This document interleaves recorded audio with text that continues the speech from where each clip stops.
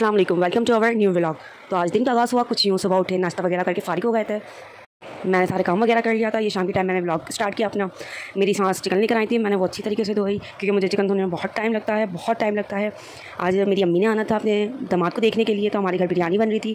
मेरी सांस सामान लेकर आई थी, मैंने थैलियों से निकाल के वो सामने रख दिया। यहाँ पर मोहम्मद फ़ाजिल का और दानीन का खाना रेडी हो रहा था। दानीन फ़ाजिल की कज़न है। यहाँ पर फ़ाजिल को निगाह दिलाकर साफ़ सुथरा कर दिया। इनके खाने का टाइम हो गया तो मैं इनको खाना खिलाने बैठ गई। मोहम्मद साहब सो रहे थे तो मैंने सोचा कि पहले खाना खिला दो फ़ाजिल को, फिर दूसरे काम करूँ। यहाँ हमारी बिरयानी का शोरमा रेडी हो रहा था और दूसरी तरफ चाय रेडी हो रही थी। शाम का टाइम था, मेरी अम्मी भी आ चुकी थी। फिर मैंने दानीन का खाना रेडी किया, उन्हें मैश पोटैटो के साथ शहद डाल के दिया, वो इस तरह खाती हैं। मोहम्मद ने अभी दादों की गोद पर कब्ज़ा कर लिया है। वो उन्हें कोई काम नहीं करने देते, बस कहते हैं कि मुझे गोद में लेकर बैठो, ना किसी को लेने देते हैं। दानीन को इनकी खाला बहुत अच्छी तरीके से संभाल रही थी। यहाँ दानीन अपनी खाला के मोबाइल में कार्टून देख रही थी, साथ में इनके साथ खेलने के लिए असद साहब भी आ गए थे। असद साहब दानीन को कंपनी दे रहे थे।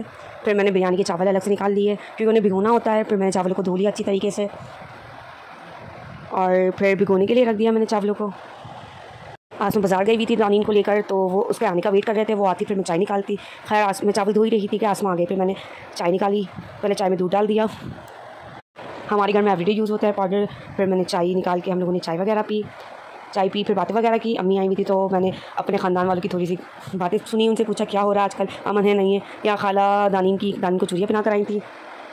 बच्चों के हाथ में चूड़ियाँ बहुत अच्छी लगती हैं और मेरी सास को बहुत शौक है कि लड़कियों के हाथ में चूड़ियाँ होनी चाहिए, तो उन्होंने आसमा से फरमाइश की थी। तो आसमा आनीन की चूड़ियाँ पहनाने लेकर गई। यहाँ हमारी मज़ेदार सी बिरयानी भी रेडी हो गई थी। हम लोगों ने खाना वगैरह खाया। खाना खाकर फिर मेरी अम्मी के जाने का टाइम हो गया था।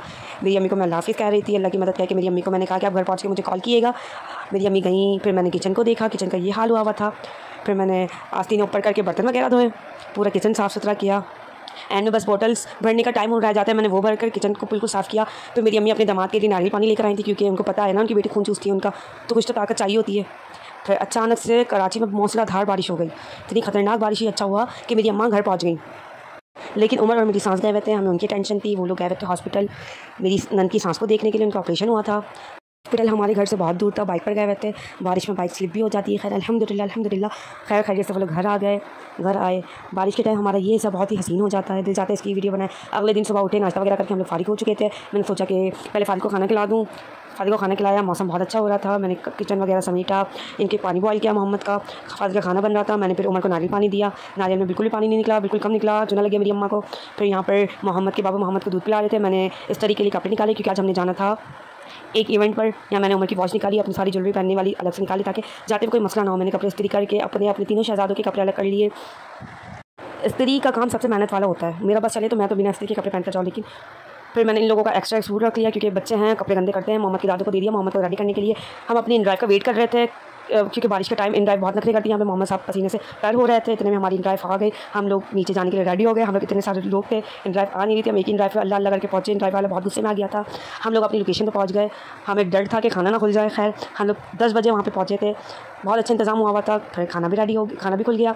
यहाँ पर बिरयानी थी, चिकन मटन कौरमा था, बहुत ही मज़ेदार खाना था। आज हम आए थे मोहम्मद ईसा के हकीके में। अल्लाह पाक उस बच्चे को सेहत वाली ज़िंदगी दे और अपनी माँ बाप की आंखों का तारा बनाए, आमीन।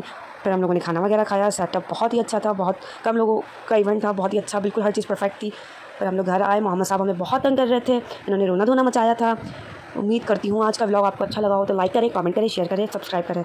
मिलते हैं नेक्स्ट वीडियो में। अल्लाह हाफ़िज़।